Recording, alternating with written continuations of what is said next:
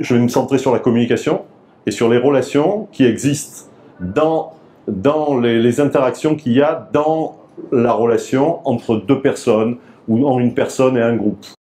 On parle de transformation, on parle de changement, on parle partout d'agilité. Disons que c'est inquiétant parce que moi aussi je parle d'agilité, mais ça devient tellement un buzzword qu'on se dit qu'il faut en changer bientôt, parce que qui ne va pas parler d'agilité?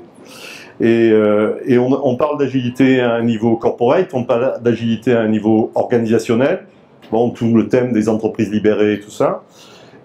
Moi je vais parler d'agilité à un niveau comportemental, c'est-à-dire ce qui se joue dans la relation et notre capacité d'adaptation à la fois aux gens qu'on a en face de soi et aux situations qu'on a à gérer au point de vue de notre communication personnelle.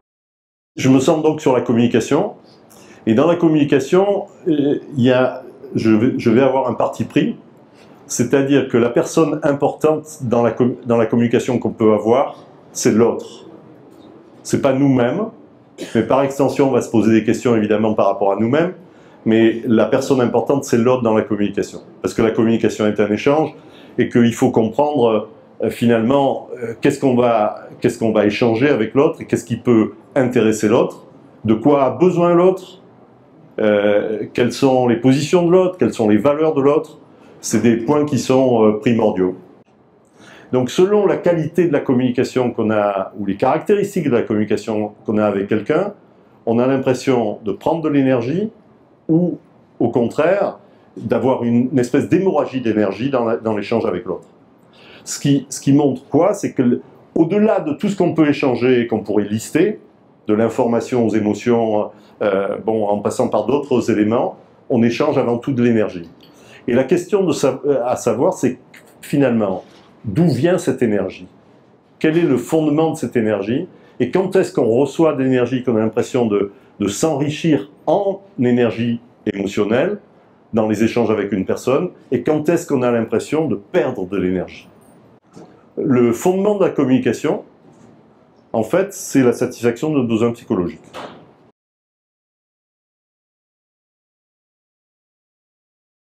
Je vais parler du stress.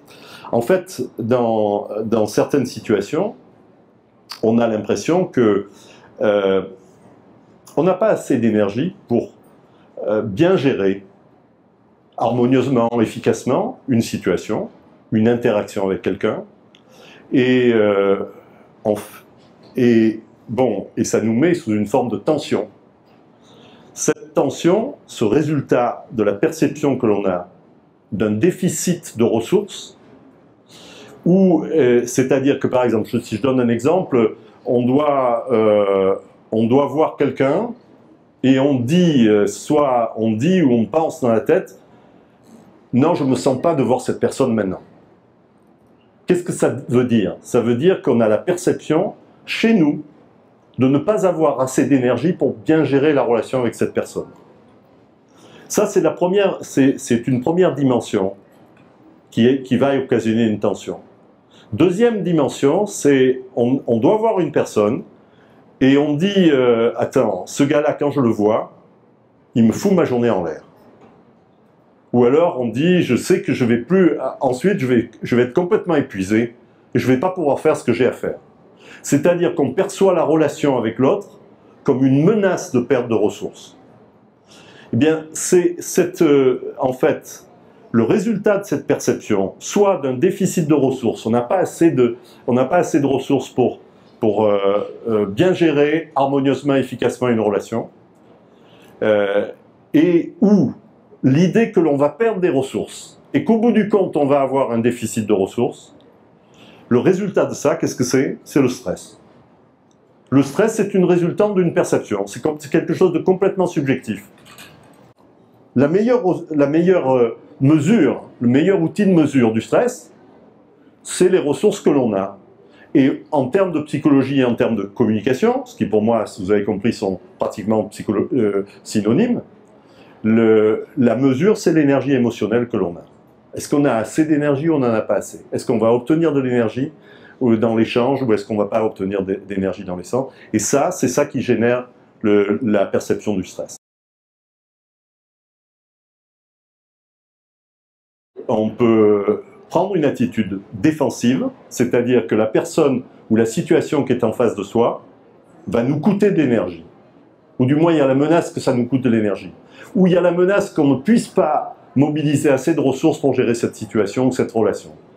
Et à ce moment-là, on va prendre une attitude défensive. Et dans cette attitude défensive, on va à la fois se fermer à la personne ou adopter une attitude où l'autre est en fait à la fois une menace, comme je l'ai dit, mais peut-être un ennemi potentiel, un danger potentiel.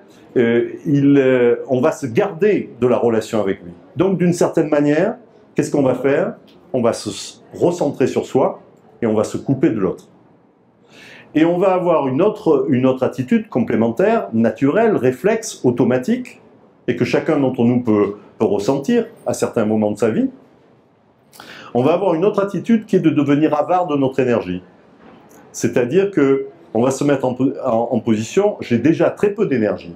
Je suis déjà en position de ne pas avoir assez d'énergie puisque j'éprouve, j'ai le sentiment d'un déficit d'énergie.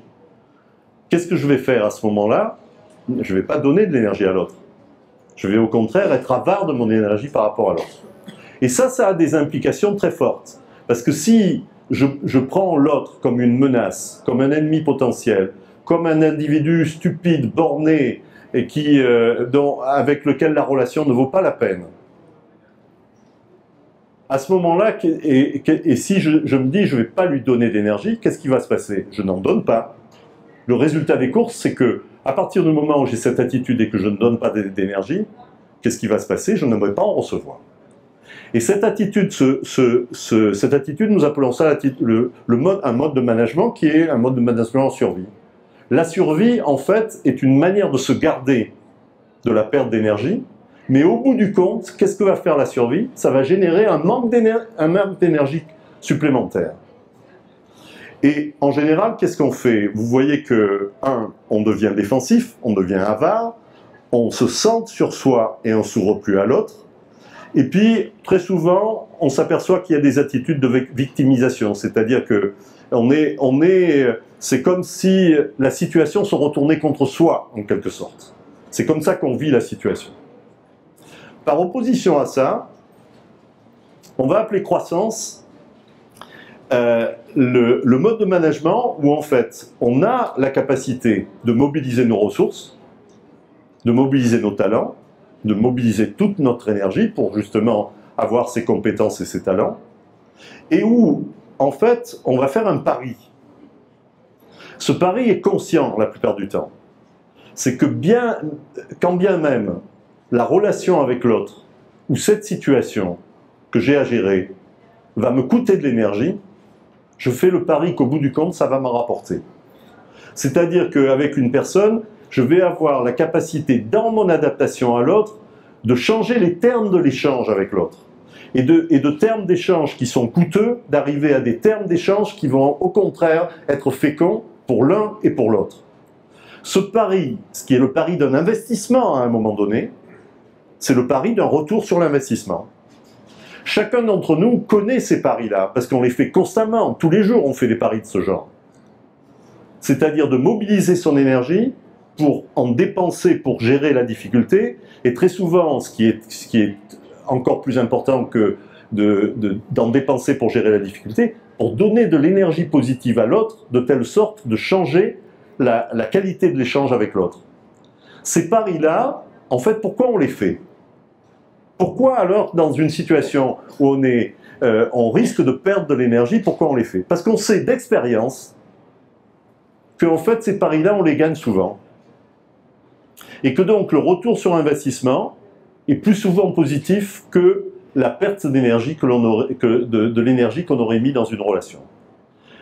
On est finalement dans les relations de communication, les relations psychologiques avec les gens, on est comme des agents en bourse, en quelque sorte. Il faut gagner plus souvent que ce qu'on perd. Et on sait qu'on gagne plus souvent que ce qu'on perd. Et on sait que la manière de gagner est un investissement très souvent dans la durée. C'est-à-dire qu'on fait un investissement à un moment donné, quelquefois ça nous permet de résoudre la situation sur le champ, mais au-delà de la résoudre sur le champ, ça construit des relations qui sont d'une autre nature avec la personne en face. C'est-à-dire que dans la durée, on est en train de construire une autre relation avec l'autre personne. Donc, bon voilà, c'est le pari qu'on fait. Quelquefois, alors, je parle ces deux attitudes, je les parle comme si elles étaient conscientes et rationnelles toutes les deux. En fait, c'est pas le cas. L'une est réflexe et automatique, c'est la survie. L'autre est consciente et raisonnée, et c'est un choix délibéré à un moment donné, c'est la croissance. Et la question qui se pose, c'est aussi, quand est-ce qu'on a la capacité d'être en croissance? Quand est-ce qu'on a la capacité d'être conscient de ce qui se joue avec une autre personne? Et pour ça, il faut que l'on ait soi-même les commandes de ces comportements. Or, en survie, qu'est-ce qui se passe? On perd les commandes de nos comportements.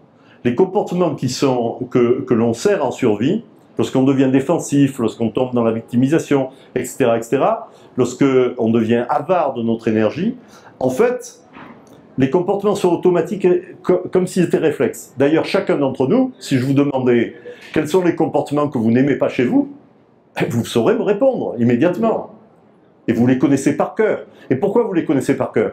Parce que vous les avez utilisés comme moi, par rapport à mes comportements personnels, non pas 10 fois, non pas 100 fois dans votre vie, mais des milliers et des milliers de fois.